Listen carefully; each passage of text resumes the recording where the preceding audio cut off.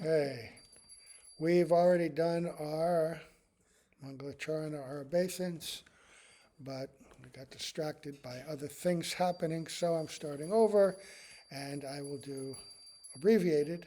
So, Nama Om Vishnu Padaya Krishna Prashtaya Bhutale Srimate Bhaktivedanta Swami Nitanamine Namaste Saraswati Deve Gauravani Pacharine Nirvishesha Shunyavadi Paschata Deshatarine Nama Om Vishnu Padaya Shri Radha Priyatmane Shri Srimad Bhakti Vedanta Narayani Tinamine Adarya Madhurya Ganashtra Yuktam Varan Varanyam Purusham Mahantam Narayanam Tvam Sarasanamami.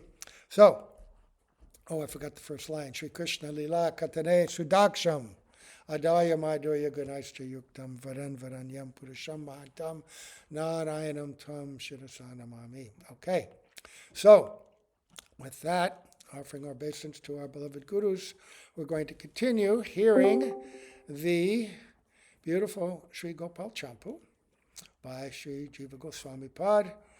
And we have been hearing the pastime of Krishna blessing the wives of the mature Brahmanas.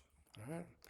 These extraordinary devotees who have developed such prem, such love for Krishna, but in separation simply by, obviously by accumulation over many lifetimes of the practice of bhakti, but in this life, awakened by hearing about him from the Brajbasis and merchants that would go between Mathura and Vrindavan because they're right next to each other. And just by hearing about Krishna and his Leela, their full love was awakened and the eagerness to meet with Krishna was increasing and increasing. And finally, Krishna arranged this beautiful pastime to meet with them, reward them. And so that day they took the cows out to an area nearby where the Mathura Brahmanas were doing a very large sacrifice, where the wives were also there helping. And Krishna arranged that they take a slightly different route and therefore miss the rendezvous place where their prasadam, where their afternoon lunch was to be sent. So they were in this place with nothing to eat. And the cowherd boys feeling, we're hungry, Krishna must be hungry. And they entreated Krishna, we're so hungry, please help us, what do we do? And they said that because they didn't want to tell Krishna, you're hungry, let us do something for you, knowing that Krishna has such affection for them, they expressed that desire, but really on his behalf. Everything that devotees do in Vrindavan is really on behalf of Krishna. And so Krishna said, I know where you can get lots of foodstuffs. There's a sacrifice being held. Just go and ask the Brahmanas who are in charge for something in my name and in the name of my brother Balaram. And he knew what was going to happen, but this was all arranging this ultimately to allow the wives to come and meet him. So, predictably, from Krishna's perspective, the Brahmanas, they didn't just refuse the boys, they didn't even acknowledge them. They were so proud. And in his narration, Stignikant explains that the Brahmanas had heard from the cowherd boys that Krishna is the Supreme Lord, or not from the cowherd boys directly, but in Mathura, people had that conception that this boy in Vrindavan, he may be the Supreme Lord, right? Because of the story of Vasudeva and Devaki and Gargamuni and all these things. So in Mathura, that conception existed in the hearts of qualified people. These Brahmanas, on the other hand, although hearing this, they couldn't really, they didn't have faith in that. And so some things were said about them. Though there were many of them, they were low class. Though they were twice born, they were fools. They were rascal performers of sacrifice. And they just were discussing about these beautiful cowherd boys without even acknowledging them. And so the boys, becoming ashamed and saddened, left. And then they went back to Krishna, and Krishna said, oh, think about this. Compared to the trees of Vrindavan, what are these Brahmanas? So-called Brahmanas, but the trees of Vrindavan are so munificent, so generous, so pure-hearted. They give everything. And we'd heard about that earlier in their wanderings in the forest, right?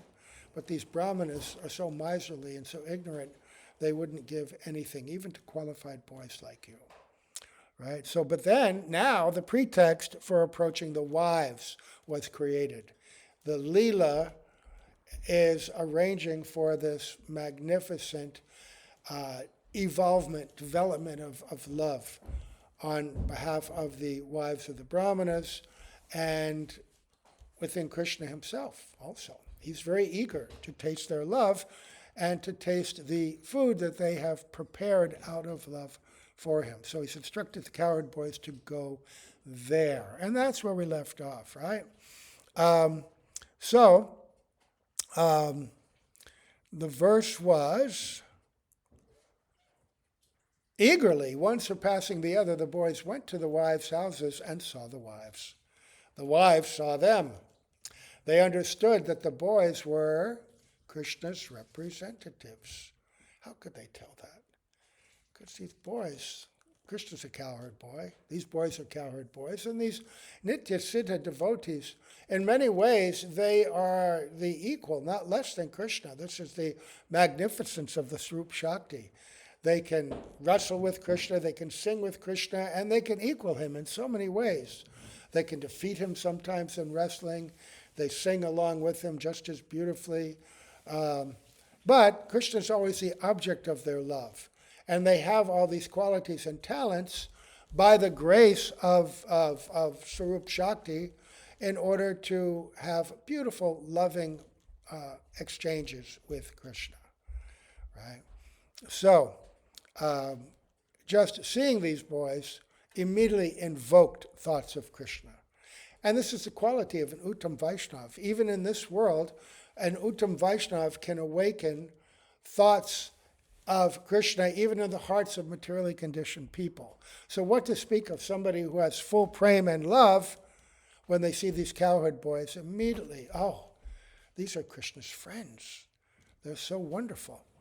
So even before seeing Krishna, the wives are described that their hearts had melted in affection by his attractive ragas using the skillful sweet notes of the flute. So they'd heard the flute, interestingly enough. That flute has no limitation where it can go. We've heard that the flute can even travel through the heavenly planets. Wherever Krishna's devotees are, that flute can carry and touch their hearts and awaken their love. So, their hearts had melted in affection hearing the sweet notes of the flute, by the auspicious combination of syllables, by the colorful meanings praised by poets, by seeing his qualities, form, and pastimes, and by their tears. The wives became constantly attracted to Krishna's friends. Seeing the boys with flutes in front, with sticks tied by cloth, used for herding the cows, with peacock feather crowns and beautiful earrings, they surmised that Krishna was coming. So one of the ingredients of rasa, right, the experience, the full experience of loving reciprocation, aside from the object of love and the reservoir of love being these ladies, the object of love being Krishna, and the alambana, or the support, is the udipan, or the stimulus. And these cowherd boys, just seeing them was an udipan, because they completely reminded these wives of Krishna, because they so much resembled him. Peacock feathers, flutes, the dress. They also look like dramatic dancers, right? So, when the boys announced that Krishna was coming, the wise among them offered respects. The wives of the Brahmanas, first thinking that this was an extraordinary event, forgot what to do. Though the boys repeated the news several times, so they became stunned. right? Completely stunned. And this is what happens when in separation, all of a sudden an opportunity to meet Krishna. How many times have we heard in pastimes of the gopis hearing that flute running to Krishna when they first went, hearing the sound of the flute for the first rasa lila, rasa dance in the evening? When they got there, they were completely bewildered. Their dress was not arranged properly. Some of them didn't have makeup on right. Everything about them was confused and disheveled. They were so overwhelmed with love. And Krishna, seeing that, was so happy, seeing that their love had created this condition. And then he began to question them. Oh, why have you come here?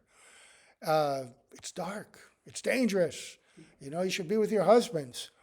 And normally the gopis are very quick and adroit and able to respond and argue with Krishna, but they were so bewildered they could not, at least for a while. And then they got their wits together, and then there was a very good argument. But at this point, the wives are like that. They don't even know what to say or what to do. Even now the boys are saying, hey, Krishna's here. And they're just stunned. Since their desire to see Krishna had previously been thwarted, their hearts had been broken. Many times they had wanted to see Krishna, but it had not happened yet. Then Krishna sent his friends, who were like his very life. The boys then announced that Krishna would come. They asked only for some food. How could the wives maintain their self-control? Finally. The boys did not mention which food was suitable or unsuitable to bring. Thus the wives quickly brought all the vessels for Krishna. Putting the unlimited boys in front, the wives placed the food vessels on their heads, went to Krishna. With anxiety at every step they uttered, how much further, as they proceeded. Right. The closer you get, the more distant. Maybe you had little trips when you were a kid, right? And, it's famous, Are we almost there? Are we there yet? And the closer you get, the longer it seems that you've been traveling.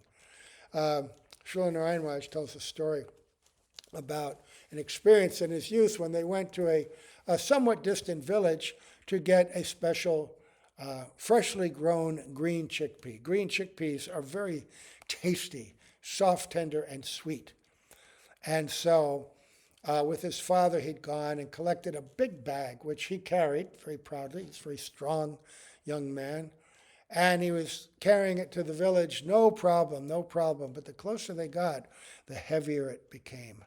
Right? He describes like this. And then finally he got to the outskirts of the village, didn't know if he could carry it any longer, but somehow or other he pushed on. Oh, my house is nearby. And finally, just as he sees the house, he's staggering, I'm going to make it. When he got to the front door, he could no longer carry it, and he dropped it, and he put it down. Right? The closer he got, the heavier it became. So the nearer they are to this separation ending, Krishna's here, the more anxiety and urgency is in them. They're not complacent and happy. Oh, we're going to see Krishna very soon. No, quite the opposite. Oh, how much further? One after another, Krishna's bodily fragrance, his effusive effulgence, his form which bestows happiness, his rumbling strong words, his beauty like a cloud with lightning, his moon-like face spreading its light everywhere, and the sweetness of the motions of his hand indicating, please come, made their appearance to attract the wives of the Brahmanas. So they're seeing all this. Are they seeing it directly? Are they seeing it within their heart? Krishna was wandering blissfully with his friends in an ashok forest on the bank of the Jamuna. The wives saw him in this condition and thought, the object of our meditation has become visible to our eyes today. Oh, if only that kind of yearning existed for us, right? the object of our meditation. Actually, see, this is the stage that we're in where we know what the price is to have this, to develop this quality of rag bhakti. It's that kind of greed that they have. Krishna bhakti rasa bhavatamati kriyatam yarikatopi labdyate tatra lolyam api mulyam ekalam. Only that, only this greed. Janma koti sukrataina labdyate. Not anything else, not thousands of austerities and studying and rituals and everything else will take you to Raganuga Bhakti. Vaidhi Bhakti you can perform for lifetimes, but without the element of greed, love saturated with greed, we won't attain those higher stages. But how do we get it? By associating with those that have greed, and by reading the literatures of our Goswamis who have that greed and are sharing the stories of those who do. So now these wives, such greed has been developing in their heart. Purvarag, separation before meeting, has reached such an extent that the object of our meditation has become visible to our eyes today. So what do? Right? We have to consciously cultivate it, pray for it. Not artificially, but like in the mornings, right? When it's time for Mangal Artik, the mind says, oh no, I can't do this. I have to go to sleep. I need more sleep. I can't do my service without sleep. But what is our service? What is the service we're aspiring for? We're aspiring to be with these, in our case, with these Manjari servants of Radha and Krishna, of Lalita and Vishaka, who are waiting all night, peering through the little gaps in the leaves and in the kunjas, waiting for Radha and Krishna to stir, waiting for that time that they can render service to wake them, right? And our Mangal Artik is that. We're singing this beautiful song. So at the beginning of the day, we have this opportunity, this rare blessing to be with Radha and Krishna and to do service when they wake up. By what? By singing to them. That's what they do. That's one thing they do. They play mridangas, they play musical instruments, they sing, and they greet Radha and Krishna.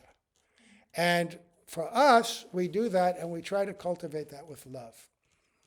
And we also pray while we're singing, right? Oh, when will that rati come into my heart? Right? Every morning. Oh, when will that auspicious rati enter my heart? And that's the beginning of the day, right? You know, in the outside world, they say breakfast is the most important meal of the day, right? It makes you strong, makes you get through the day. Well, the most important thing that we can do for our day is this Mangal Artik. It begins everything. And we're gaining entrance into that. So all of the rest of the day of our service is flavored by that, right? And blessed by that. And then also what? Not just singing, but our own japa. If we say, oh, now I can chant my japa. And rather than looking at our bead bag, oh, God, now I got to chant, just mechanically getting through them. No. Hare Krishna, Hare Krishna. What is this Hare Krishna? Oh, Radhe. Oh, Krishna. Please let me chant your name with love, with affection, in such a way that gives you happiness and joy, that gives me a sense that I'm connecting with you. Like the beautiful Braja Kumaris walking down the path in the dark in the early morning to bathe in the Jamuna, their voices filled with the sounds of Krishna's name, and he's dancing on their tongues, and even their breath becomes fragrant by the chanting of that name. Krishna himself is within their mouths because they're chanting so purely, and his own fragrance is in that holy name. Think of that, right? So if we're not there, but we can aspire for that. And even a little bit of thought like that, a little bit of greed, it's so powerful. To even think like that is very rare. And then day after day, moment after moment, sometime throughout the day, if we can remember like that, gradually, offenses and artists, they will melt away, right? And if we start our day with this Mangalartik and we're praying to our deities, not just to serve them, to develop a relationship with them. So throughout the day, whatever we're doing, okay, I'm going to cook something for them. I'm going to bathe them. I'm going to offer arti. All these auspicious activities. Even, I'm going to go down to the mechanic and get a new muffler. You know, that's Krishna's car, right? That's a vehicle we use for service. And if we think like that, all right, okay, that's all right. I'll do it. I'll be happy to do it, right? So this is what, in the Ashok forest, the wives of the Brahmanas approached the feet of Krishna, the object of meditation for the Devatas. The Ashok forest was certainly a forest with no lamentation. Shok means lamentation, right?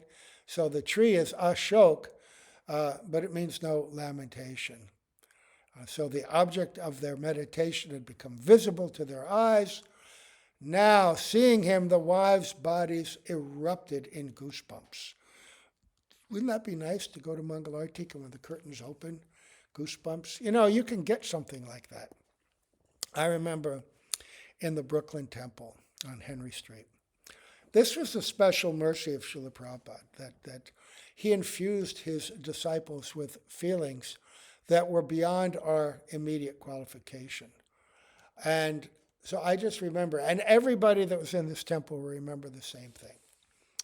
We'd have Mangalartik, which was just wonderful. But then, after chanting, the deity worship was going on, and then we would greet the deities, and then have Guru Puja. And greeting the deities, because every morning they were in new clothing, new cloth, and everyone was so eager to see them again. Radha Govinda, the object of their service. So beautiful, sent specially by Prabhupada from Jaipur. Many, many stories about them. Extraordinarily beautiful deities.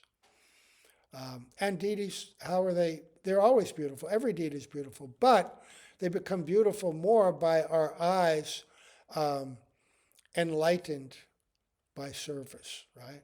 By service. When you serve, the deities become beautiful. That's why every temple you go to, those devotees say, well, our deities are the most beautiful in the world. And it's true, because Krishna's the same everywhere, but he reveals himself by your service. And you'll think, oh no, my deities are more beautiful. But after you stay there in that temple for a while, hey, maybe these deities are the most beautiful if you serve them. Anyway, so we would have this morning. And just before we opened the curtains, we had these pots of charcoals, and they would be filled with frankincense. And frankincense would fill the altar area, so dense you couldn't see your hand in front of your face, right? And the smoke would leak out underneath the curtains and above the curtains. And everyone would see the curling smoke and smell the fragrance, and their anticipation would grow and grow. And then the song, the beautiful song sung by magnificent Jamuna Devi, right? Govindam, the singing so beautifully. And everybody getting more and more eager. And then the curtains would open, and you couldn't see anything. It's kind of like Krishna coming with the cowherd boys in the evening, and at first you can't see him because of the dust raised by the cows, right?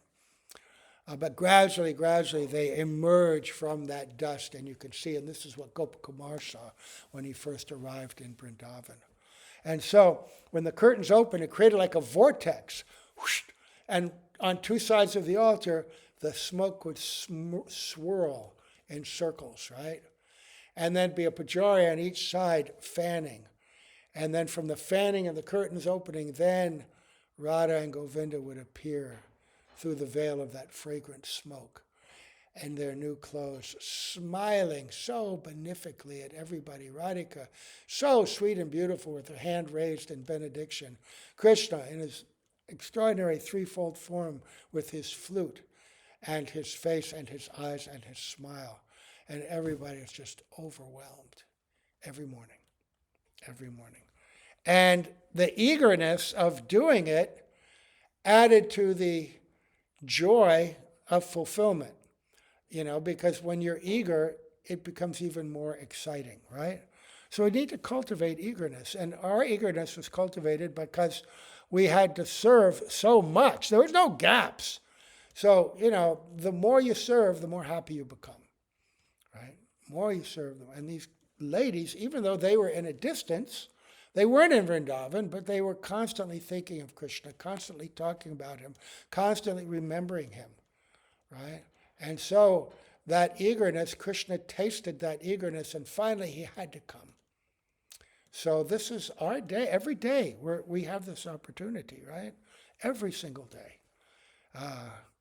So the wives saw respectable Krishna, who was wearing yellow cloth, who possessed the highest excellence, who was the source of effulgence like lightning in a cloud. He wore peacock feathers in his crown and a garland on his chest, along with mineral dyes. He surpassed a beautiful evening displaying 2 rainbows. Ever see 2 rainbows? It's rare, but it's very, one up top of the other. His hair was decorated with new buds, attractive to all people. It was like long-lasting darkness with pink sun rays at dawn.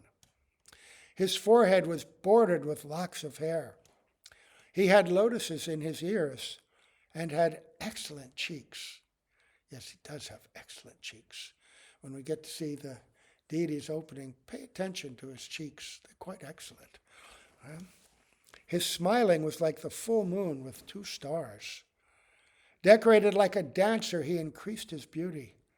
It seemed that a cloud had appeared to sprinkle showers of nectar. His left arm was resting on a friend's shoulder. In his right hand, he skillfully twirled an unblemished lotus, the pastime lotus, Srila Prabhupada calls it, right? And what is he signifying? We've heard in our previous readings, twirling that lotus, he was conveying to them, I have captured your hearts, and I'm churning them with my love for you and your love for me. You're also churning my heart. The lotus represented his heart and their heart, and the love that they're both experiencing. And he's smiling so beautifully. And just as my arm is on the shoulder of my friend, I want to embrace you in the same way. So, the wives aspiring to see him after having heard about him no longer felt pain. Only a particle of pain remained because of separation. But because their absorption in him was now almost like meeting him, that particle also disappeared. While the wives remained standing with the food containers on their heads, so they're just stunned standing there, right? Krishna, knowing all sentiments, with beautiful face, showing a smiling glance, considered the situation and understood that they had brought the food which they had prepared with great effort. Respecting their desire, wearing yellow cloth, he spoke a few words. Welcome, O most fortunate ladies. Mahabhaga, they're most fortunate ladies. Please sit down and make yourselves comfortable. What can I do for you? Now that you have come to see me, this is most appropriate. So this was he's citing a verse from the Bhagavatam, that 23rd chapter, 25th verse. Sanskrit's not here in this translation, but he addresses them like he addressed the gopis later when they come, right? As Mother Jashoda is also addressed, Mahabhag, right? Oh, you are carrying heavy loads. This has made me very embarrassed. Why have you come? So he said, you're doing so much effort. I'm kind of embarrassed by this. And now, why have you come? That also puts them in a tizzy. You know why we came? We came to see you. We love you. But he's being very polite, showing great manners and joy in seeing them. That's very important. If a guest comes and you just, Okay, I come in, I guess, you want a seat? You want some water? No, but oh, I'm so happy you're here. Uh, but then he says, why have you come? He initially welcomed the guest by saying, welcome, welcome, please come. He understood that they were embarrassed to answer. He then said, please sit down. They were a little shy. First, they were stunned and also shy to express their love directly, right? Though welcoming a guest is proper behavior, it delays the relaxation of the guest slightly. Right? There's a little formality there, right? Before sitting and being together. Giving up the rest of the formalities, he simply said, oh, please sit down. Krishna is famous as one who is controlled by affection because he personally took the loads from the heads of the Brahmanas' wives in order to relieve them of shyness. He sat down and had them sit nearby. Oh, we didn't hear that in the other stories. He's greeting them, and then he takes the loads off their heads, the trays and pots that they're carrying. How sweet. How sweet. So, please sit down. And then he had them sit down, and he sat down nearby. He then said, oh, what can I do for you? And he reflected on this request. This is his reflection, according to Stigna Kant. The wives of the, now Stigna Kant, remember, all the assembly in Nanda Maharaj's courtyard, they're all hearing this. They're all relishing this pastime. Krishna's greeting these wonderful Brahmani ladies. He's being so sweet with them. And now Stigna Kant is explaining to us what Krishna's thinking. And so Krishna's thinking that the wives of the Brahmanas are thinking, he desires that we assist his love. Without our assistance, his love will remain restricted. Though they hesitate, they should personally entreat me. So this is the tension, right, in prem. Who's going to express their love that the other can reciprocate? And this was the tension with the gopis. And Srila Bhaktivedanta Narayana Maharaj described, elaborated that generally the lover and the beloved, they don't want to be the first to express it, right? They want the other to show, and then they can become very happy and then they'll express it. Does he really love me? What is he really feeling? And the other should express it first. So they're hesitant, naturally, because of shyness and that. So then, considering that the Brahmana women had come just with the desire to see him, he spoke. Oh, that you have come here to see me is most appropriate. He's reflecting on that verse. So, this is the meaning. It is proper that your desire is only to see me because this is your wonderful nature. Thinking of their natural love, he again spoke. Your love for me has arisen because of good fortune and nothing else. Those who are fortunate by being filled with love are able to see me. That's what we need. We have to be filled with love, right? And that means what? It means, in the very least, the beginning, it means anyabhilashita shunya, free from any desire that's not related to Krishna. No separate interest, right? Jnana karmadhyanavritam, not covered by reward-seeking activity, not mixed with our own interest, right? And not covered by knowledge contaminated by impersonalism or knowledge attached to the affairs of this world.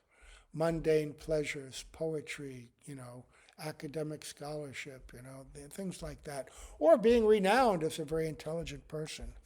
And adi, not all these other things also, mystic powers, elevation of heavenly planets, all these different things people might want. None of that. But most importantly, anukulyena, krishnanushilanam, right?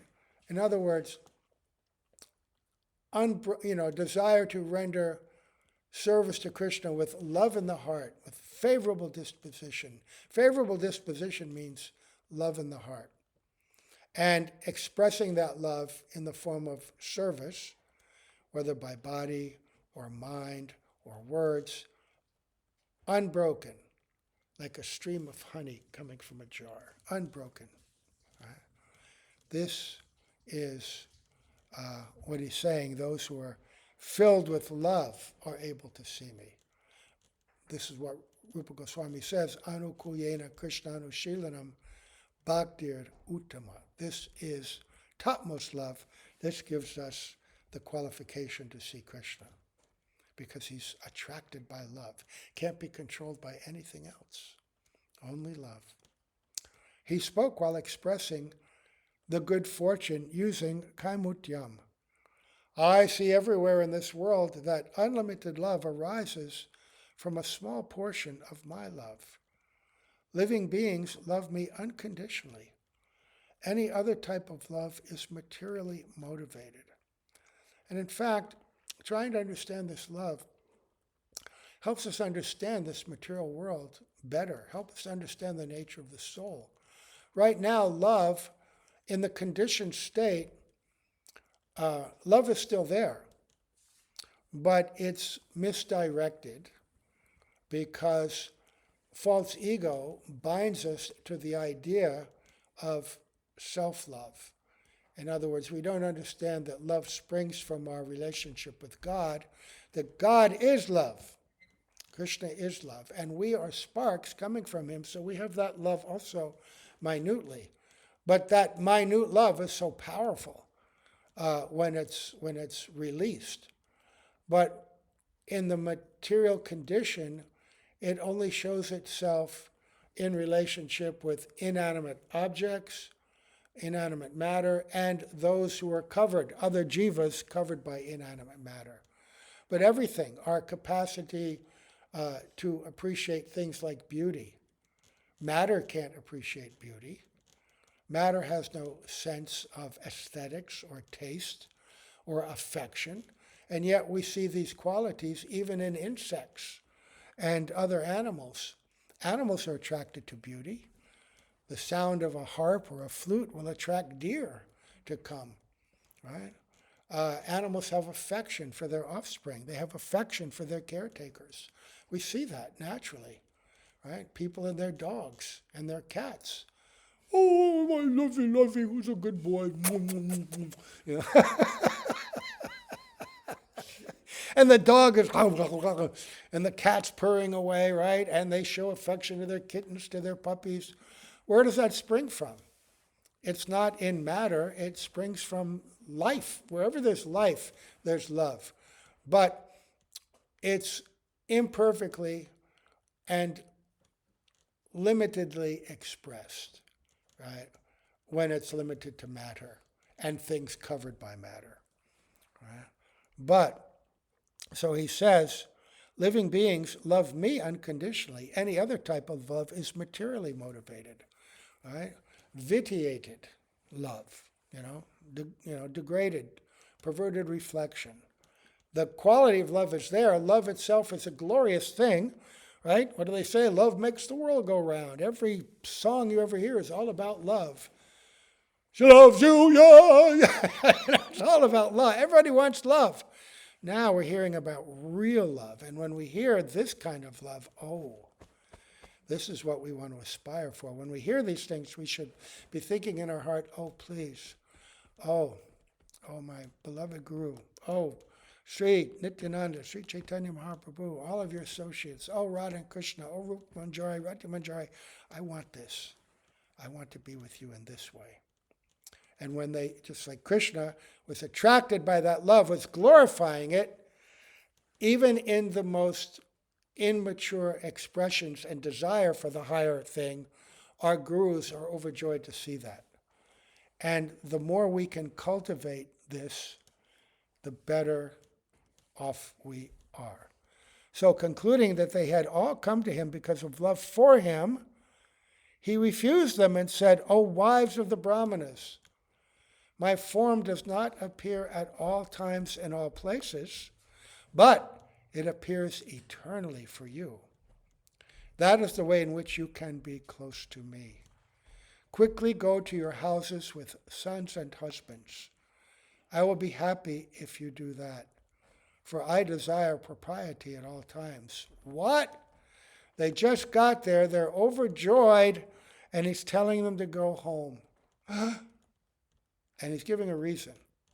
And that's going to be explained in detail. We've heard this before in the Bhagavatam. Vishwanath Chakravarti Thakur explained it some in a certain way. Kavi Kanapur explained it in a certain way. And we're going to hear Jiva Goswami's explanations also. And it all makes sense. It's all proper. And it all helps us to understand the speciality and exclusivity of love for Krishna in Braj, and how it is the ultimate object of our desire. So we'll begin with that tomorrow. Okay, so offering our most humble obeisance and the lotus feet of Srila Prabhupada, Srila Gurudev, all the assembled Vaishnavas, Vaishnavis, and to Bhakti Kamala Madhusudan Raj, whose disappearance, he was initiated. I can't remember whose direct disciple he is. But he took sannyas from Bhakti Jivan Janardhan Goswami Maharaj. And he was a very sweet, wonderful devotee. So I know many devotees that had interactions with him. And I was planning to, but he left very prematurely. Very prematurely. He had been, after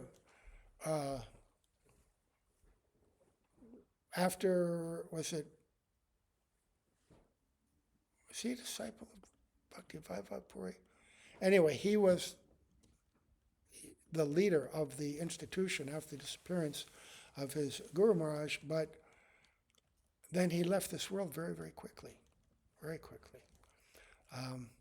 So I wasn't prepared, not much to say, but I just do know that he was beloved by many, many Vaishnavas, very soft-hearted, very beautiful person, absorbed in this sweet katha, these sweet moods of Braj that are handed down in this, Bhaktivinoda Dhara coming from Bhaktisiddhanta Saraswati Prabhupada and all his disciples, and especially from us for Srila Prabhupada, Srila Gurudev, and he was very close to our gurus. So we offer respectful obeisance to him as well. Okay. Gaur Premanande, Hari Hari Bol.